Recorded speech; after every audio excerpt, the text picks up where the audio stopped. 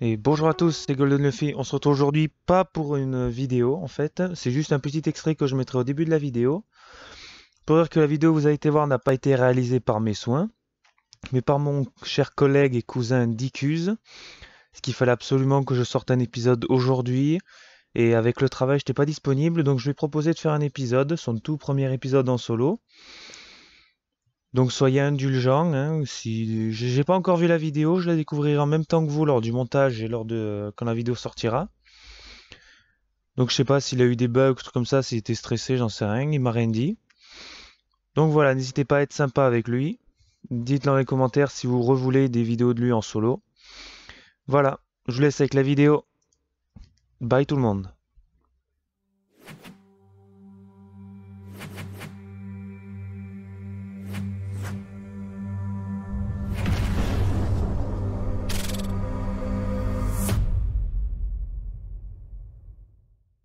Eh bien, salut tout le monde, c'est Likius et aujourd'hui on se retrouve sur la chaîne de Golden Luffy pour l'épisode 3 de notre PVP faction sur le serveur Soleria.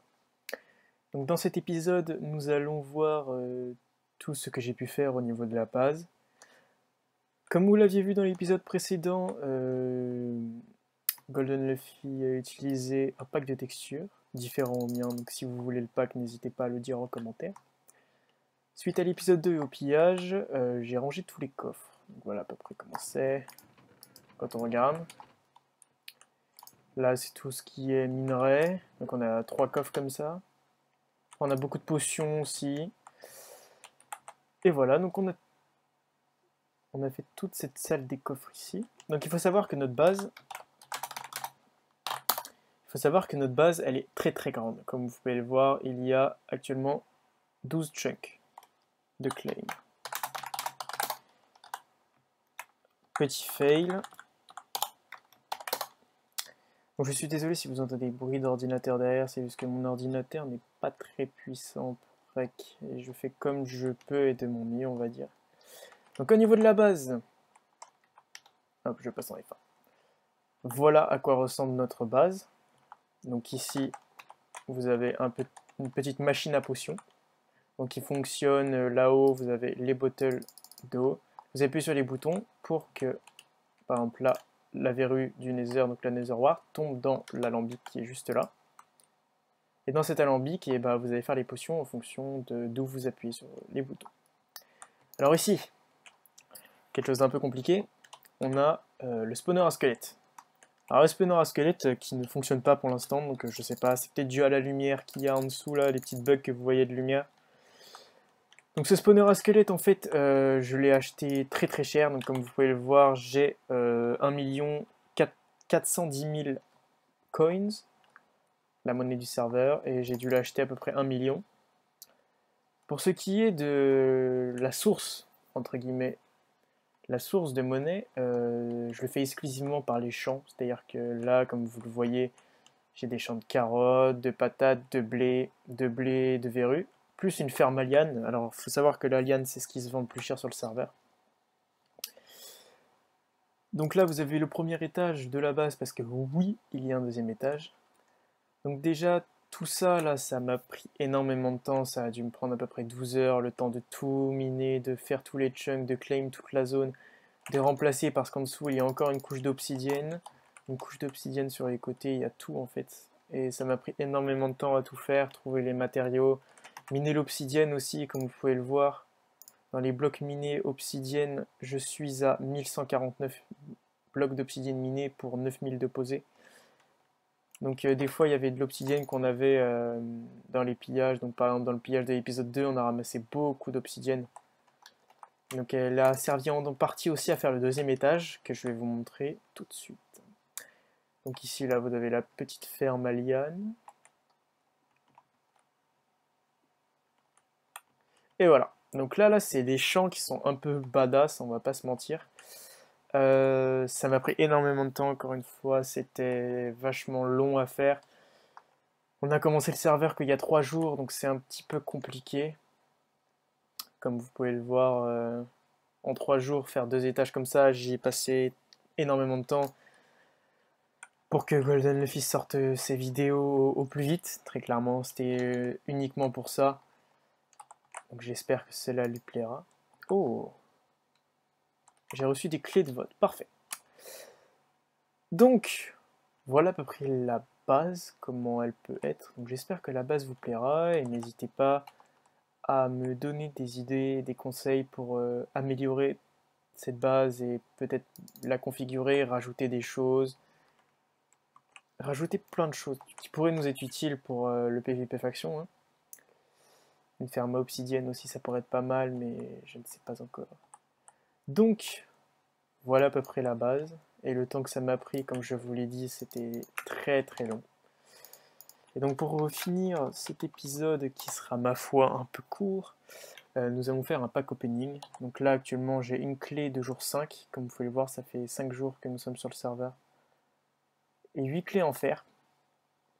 Donc, oula, petit freeze. Donc nous allons ouvrir tous ces packs, tous ces coffres là, comme des packs Clash Royale, des clés en fer. Malheureusement les clés en fer c'est les pires clés, donc j'espère avoir pas mal de choses dedans. On est parti. Ce qu'on peut avoir dedans, donc très clairement il y a 20 000 $, 50 000 $, 100 000 $, des kits, ma foi pas terrible, des œufs de creeper, ça c'est super bien pour les pillages, et surtout moi ce que je veux c'est les caisses en émeraude, les caisses en diamant. Après tout ce qui est armure et tout ça va. On est parti, première clé. 20 000 sur mon compte, donc ça en vrai c'est pas terrible, quand j'ai 1 million, les 20 000 là j'aurais préféré une clé. Un kit centurion, donc c'est un full diamant protection 2, oh, en vrai ça va, full diamant protection 2, c'est pas dégueu. 50 000 $, c'est pas... Bah voilà, ça reste de l'argent, c'est déjà bien. Un deuxième kit centurion, donc un deuxième kit full diamant. 50 000 $. Une clé d'arme, donc là avec cette clé d'arme là, on va pouvoir obtenir une épée ou un arc qui pourrait être tranchant 5. Donc là, comme vous pouvez le voir, j'ai une épée dentu, c'est ça. Tranchant 5, durabilité 3, donc j'ai eu avec ce genre de clé. Un troisième kit centurion, et bah dis donc, des kits centurion, on va en avoir. Je vais juste le poser dans mon under chest pour éviter que ça me prenne de la place. Voilà. Donc là, on est parti pour la dernière clé et une clé en or. Alors, donc nous allons ouvrir la clé en or. Donc là-dedans, on peut voir qu'on peut avoir 1 million, 500 000 et au minimum 75 000. En fait, là-dedans, il y a tout qui est bien. Il y a vraiment tout qui est bien. Il n'y a rien de si mauvais que ça, à part peut-être le kit tribun qui m'intéresse pas trop. Le kit Lega est monstrueux et les 5 gapples qui sont pas terribles non plus. Alors, on essaye au moins d'avoir une... Allez, une autre clé. Une autre clé. 3 œufs de creeper. Et bah donc, honnêtement, 3 œufs de creeper, je crache pas dessus, c'est très très bien. Donc là, on a 9 œufs de creeper, parce que les œufs de creeper, c'est extrêmement rare. Donc, on va passer à la clé du jour 5. Donc c'est 5, quand on se connecte 5 jours d'affilée, on reçoit des clés, des daily clés, entre guillemets, parce que moi, j'arrive pas trop à parler. Donc ces daily clés, nous allons l'ouvrir. Donc dedans, qu'est-ce qu'on peut avoir? On peut avoir des clés d'outils, 2 clés en fer, une clé en or, une clé en diamant. Malheureusement, pas de clé d'émeraude. J'espère juste ne pas avoir 128 pommes, ni d'argent, ni le kit. Mais bon, je pense qu'on va avoir les pommes. Allez, les pommes. Oh, kit consul. Oh, alors ça, c'est pas mal, ça, le kit consul. Le kit consul, c'est vraiment un des meilleurs kits parce qu'il nous donne des potions avec. Ah, ça va, en vrai, c'est satisfaisant. Pour la dernière caisse, du coup, c'est une caisse arme. C'est-à-dire qu'on va pouvoir avoir, comme je l'ai dit, plusieurs épées au arc. Des arcs un petit peu boostés, on va dire, un peu cheatés. Parce que ces arcs vont être power 5 et je crois que ça peut monter jusqu'à power 10. Si je regarde bien, voilà, puissance 6, durabilité. Et pour les épées, ça peut monter jusqu'à tranchant 10. Voilà, tranchant 6, tranchant 7. Normalement, on peut avoir même une tranchant 10. Voilà, flot des arthropodes 10. C'est vraiment des épées qui sont à abuser, quoi. Allez, pour finir cet épisode en beauté, on veut une bonne épée. Allez, 1, 2, 3. Oh, déjà une épée. La masse freinée. Sharpness 5, durabilité 3. Ok, donc en fait, ça change pas de d'habitude, malheureusement. Sur ce, j'espère que cet épisode vous aura plu. N'hésitez pas à vous abonner, à partager, à activer la cloche des notifications et à ajouter le petit pouce bleu pour que de Nefi, c'était DQs pour sa chaîne. Bye.